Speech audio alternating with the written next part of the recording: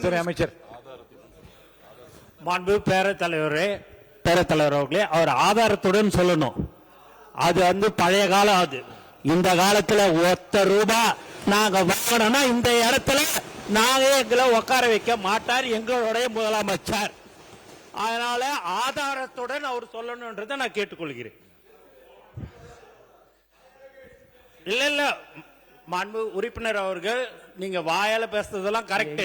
அதெல்லாம் நீங்க உங்களுடைய காலத்துல நாங்க தான் சொல்றோம்ல, நீங்க நிரூபிங்கன்னு சொல்றோம்.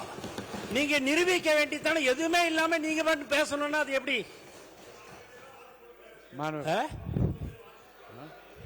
யாரு போட்டிருக்கிறா? எல்லாரும் நீ போடுறாங்க அப்படின்னாங்கன்னா நீங்க அதை அது ஆதாரத்துடன் நீங்க இருக்குதுன்னா நீங்க நிரூபிங்கன்னு தான் சொல்றோம். நீங்க எதுவுமே நீங்க என்னங்க நீங்க பில்லுக்குன்னு சொல்றீங்க, அதுக்கு இந்த மாதிரி பில்லுக்கு கொடுத்தாங்கன்னு சொல்லுங்க. அது ஏன்னா பழக தோஷமா இருந்திருக்கலாம்னு நான் நினைக்கிறேன். உறுப்பினர் ரகுபதி பேச ஆரம்பிங்க, தொடர்ந்து பேசுங்க.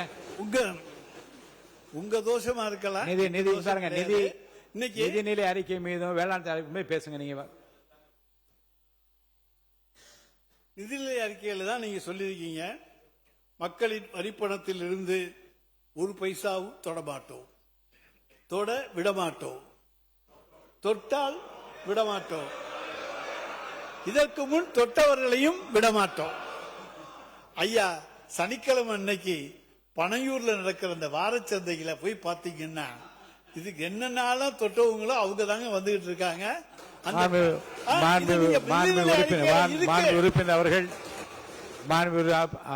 அவர்கள் இப்போது கூறியிருக்கிற கருத்துக்கள் அவைக்கும் நீக்கப்படுகிறது.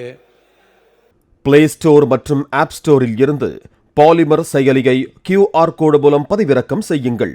செய்திகளை உடனுக்குடன் பெறுங்கள்.